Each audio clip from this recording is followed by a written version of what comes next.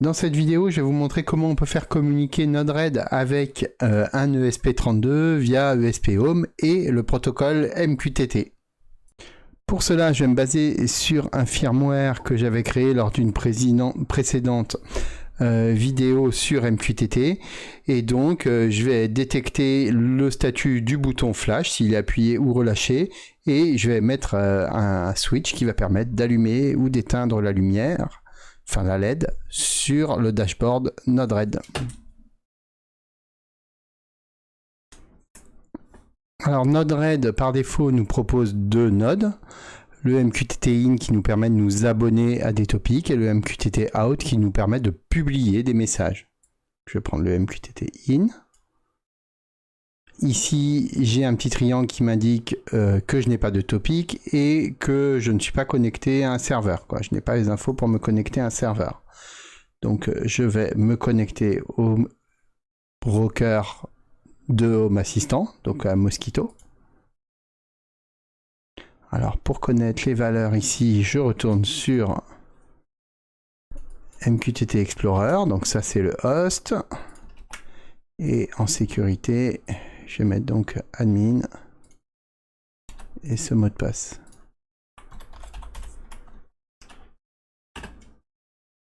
Voilà, en nom, je vais mettre HA-. Voilà. Donc là, je suis bien abonné à un serveur. Maintenant, je dois trouver le sujet. Donc maintenant, je vais devoir m'abonner à un topic. Alors, si vous vous rappelez bien, sur ESP Home, il y a un topic associé à mon flash button. Donc, voici son chemin. Copie.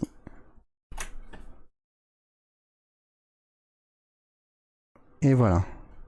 Donc maintenant, j'ai plus le petit triangle. Alors, pour savoir si on retrouve bien les bonnes valeurs, je vais mettre un debug. Je déploie. Je vais bien ici sur l'onglet debug. Et vous voyez, si j'appuie sur le bouton, je reçois bien les valeurs du topic. Alors maintenant, je veux connaître l'état de mon bouton, non pas dans un debug, mais dans mon dashboard. Alors pour ça, je vais utiliser un switch. Et pour connaître la valeur dont a besoin le switch, je vais le connecter pour l'instant à un debug également. Alors ici, il faut que je l'assigne à un groupe, comme d'habitude. Donc là, terminé. Donc je vais afficher mon dashboard. Et ici... Donc je vois que mon switch, il me retourne la valeur true ou false. Donc, comme mon MQTT me renvoie on ou off, je vais devoir faire un peu de JavaScript pour modifier ces valeurs.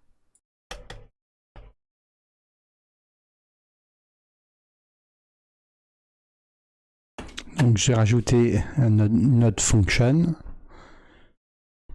Et voici le code. Donc, si je reçois on, c'est-à-dire que mon MQTT m'envoie on ou off, alors j'envoie true à mon switch, sinon j'envoie false.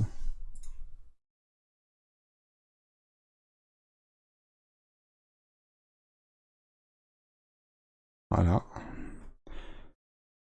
Donc là maintenant, si j'appuie sur le bouton, ça met à jour mon switch.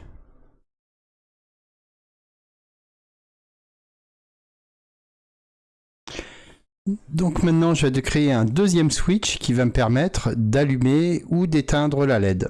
Donc là, je vais partir dans l'autre sens. C'est-à-dire que je vais d'abord créer mon switch.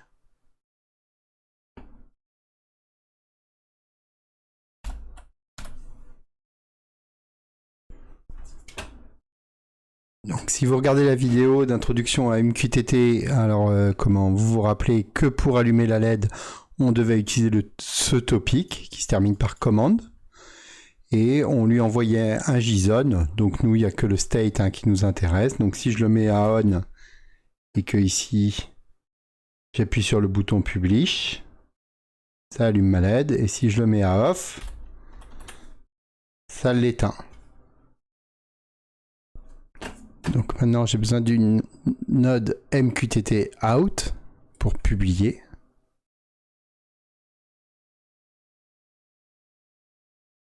Et donc le sujet, on l'a vu, c'est onboard LED command. Donc ici, je sors true ou false.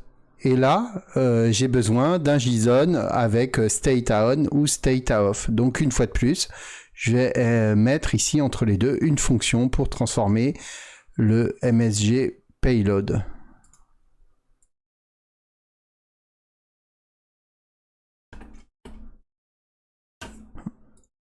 Alors, cette fonction, elle est vraiment toute simple.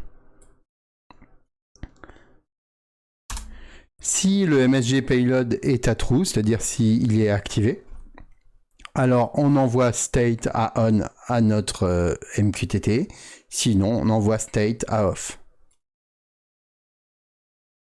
Je déploie. Maintenant, voilà, ça allume la LED, ça l'éteint. Et mon bouton dans l'autre sens fonctionne toujours. Donc voilà, il faut vraiment voir Node-RED comme un système qui va permettre de connecter des éléments les uns comme ça avec les autres et de les faire marcher ensemble de façon très simple quand même. Là, ça m'a vraiment pas pris beaucoup de temps pour faire cela. J'avais travaillé avec un Node-RED il y a 1 an ou 2 sur un projet, ça m'a beaucoup plu et là ça me plaît de m'y remettre. Donc je pense que je vais faire d'autres vidéos sur le sujet et notamment je vais essayer de voir comment ça fonctionne avec un petit peu d'IA.